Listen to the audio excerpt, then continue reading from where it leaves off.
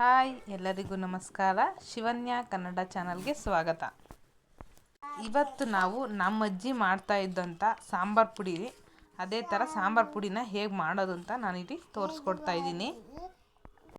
ಇದಕ್ಕೆ ಬೇಕಾಗಿರೋ ಪ್ರತಿಯೊಂದು ಸಾಮಗ್ರಿನೂ ಚೆನ್ನಾಗಿ ನಾವಿಲ್ಲಿ ಹುರ್ಕೋಬೇಕಾಗುತ್ತೆ. ಹುರ್ಕೊಂಡ್ರೆ ಸಾಂಬಾರು ಪುಡಿ ತುಂಬಾ ಟೇಸ್ಟಿಯಾಗಿ ಬರುತ್ತೆ. ನಾನಿಲ್ಲಿ ಹೇಳ್ತಾ ಇರೋದು 2 kg ಧನಿಯಾ ಬೀಜಕ್ಕೆ ಎಷ್ಟೆಷ್ಟು ಏನೇನು ಹಾಕಬೇಕು ಅಂತ ನಾನಿಲ್ಲಿ ಹೇಳ್ತಾ ಇದ್ದೀನಿ. 2 kg ಧನಿಯಾಗೆ 1/4 kg ತೊಗರಿಬೇಳೆವನ್ನು ಹಾಕ್ಕೋಬೇಕು. 1/4 kgಲಿ ಅರ್ಧ ಮೈಸೂರು ಬೇಳೆ ಹಾಗೆಯೇ ಅರ್ಧ ತೊಗರಿಬೇಳೆ, 2ರಿಂದ 1/4 kg ತೊಗರಿಬೇಳೆನ ಸೇರಿಸಿ ಚೆನ್ನಾಗಿ ಸ್ವಲ್ಪ ಕಲರ್ ಚೇಂಜ್ ಆಗೋವರೆಗೂ ಹುರ್ಕೋಬೇಕು. ಆಮೇಲೆ 1/4 kg ಹೆಸರುಬೇಳೆ, 1/4 kg ಕಡಲೆಬೇಳೆ.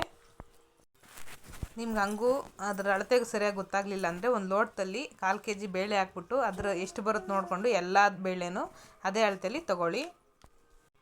ಎಲ್ಲ ಬೇಳೆನೂ ಕಲರ್ ಕೆಂಪಾಗೋವರೆಗೂ ಸ್ವಲ್ಪ ಹುರ್ಕೋಬೇಕು. ಜಾಸ್ತಿ ಕೆಂಪಾಗೋವರೆಗೂ ಹುರಿಬೇಡಿ, ಸೀದ್ಬಿಡುತ್ತೆ. ಸ್ವಲ್ಪ ಕಲರ್ ಕೆಂಪಾದರೆ ಸಾಕು. ಉದ್ದಿನ ಬೇಳೆನ ಒಂದು ಇಡೀ ತೊಗೊಳ್ಳಿ ಸಾಕು. ಜಾಸ್ತಿ ಹಾಕಿದ್ರೆ ಸ್ವಲ್ಪ ಅಂಟು ಬರುತ್ತೆ ಸಾಂಬಾರು. ಮತ್ತು ಚಕ್ಕೆ ಲವಂಗ ಒಂದು 20 ರೂಪಾಯಿದು ಹಾಕಿದ್ರೆ ಸಾಕು. ಯಾಕಂದ್ರೆ ನಾವು ಸಾಂಬಾರ್ಗೆ ಹಾಕ್ಬೇಕಾದ್ರೆ ನಾವು ಚಕ್ಕೆ ಲವಂಗನ ರುಬ್ಕೊಳ್ಳೋದ್ರಿಂದ ಜಾಸ್ತಿ ಏನು ಬೇಡ. ಅರಿಶಿನದ ಕೊನೆ ಒಂದು 5ರಿಂದ 6, ಮೆಣಸು ಒಂದು 50 ಗ್ರಾಮು, ಜೀರಿಗೆ ಒಂದು 1/4 kg. ಜೀರಿಗೆ ಡೈಜೆಷನ್ಗೆ ತುಂಬಾ ಒಳ್ಳೆಯದು, ಹಂಗಾಗಿ ಜಾಸ್ತಿ ಹಾಕಿದಷ್ಟು ಚೆನ್ನಾಗಿರುತ್ತೆ. 250 ಗ್ರಾಮ್ ಹಾಕಿದ್ರೆ ಸಾಕು. ಕರಿಬೇವಿನ ಸೊಪ್ಪು ಒಂದು 20 ರೂಪಾಯಿದು ಅಥವಾ ಒಂದು 2 ಹಿಡಿಯೋಷ್ಟನ್ನು ಹಾಕ್ಕೋಬೇಕು.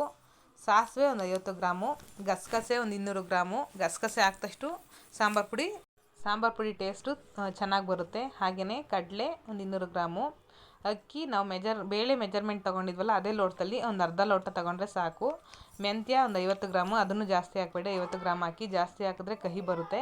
ಹಾಗೆಯೇ ಒಂದು 1/4 kg ಬ್ಯಾಡಗಿ ಮೆಣಸಿನ್ಕಾಯಿನ ತೊಗೋಬೇಕು. ಬ್ಯಾಡಗಿ ಮೆಣಸಿನ್ಕಾಯಿ ಒಂದು 1/4 kg ಇಲ್ಲ 200 ಗ್ರಾಮ್ ಹಾಕಿದ್ರೆ ಸಾಕು, ಕಲರ್ ಚೆನ್ನಾಗಿ ಬರುತ್ತೆ. ಇದಕ್ಕೆ ಮೇಯ್ನು ನಾವು ಹುರಿಯೋದ್ರ ಮೇಲೆ ಸಾಂಬಾರು ಪುಡಿ ಟೇಸ್ಟು ಚೆನ್ನಾಗಿ ಬರುತ್ತೆ. ಚೆನ್ನಾಗಿ ಹುರಿದಷ್ಟು ಸಾಂಬಾರು ಪುಡಿ ಚೆನ್ನಾಗಿರುತ್ತೆ.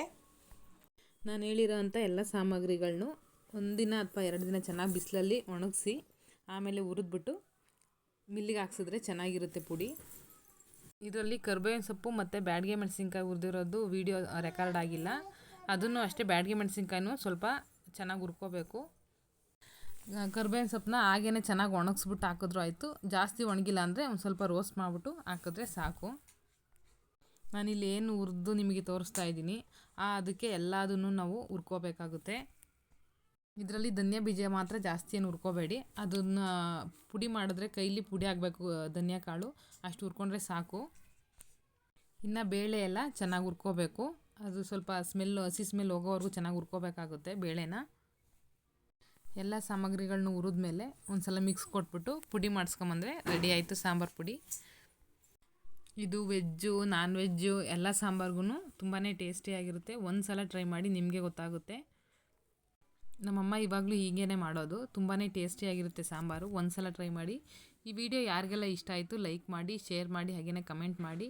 ಇನ್ನೂ ನಮ್ಮ ಚಾನಲ್ನ ಯಾರೆಲ್ಲ ಸಬ್ಸ್ಕ್ರೈಬ್ ಮಾಡದೆ ನೋಡ್ತಾ ಇದ್ದೀರಾ ದಯವಿಟ್ಟು ಸಬ್ಸ್ಕ್ರೈಬ್ ಮಾಡಿ. ಹಾಗೆಯೇ ಪಕ್ಕದಲ್ಲೇ ಕಾಣ್ತಾ ಇರೋ ಬೆಲ್ಲೈಕನ್ನ ಕ್ಲಿಕ್ ಮಾಡಿ. ನಾನು ಹಾಕೋ ಪ್ರತಿಯೊಂದು ವಿಡಿಯೋ ನೋಟಿಫಿಕೇಷನ್ನು ಫಸ್ಟ್ ನಿಮಗೆ ಬರುತ್ತೆ. Thank you.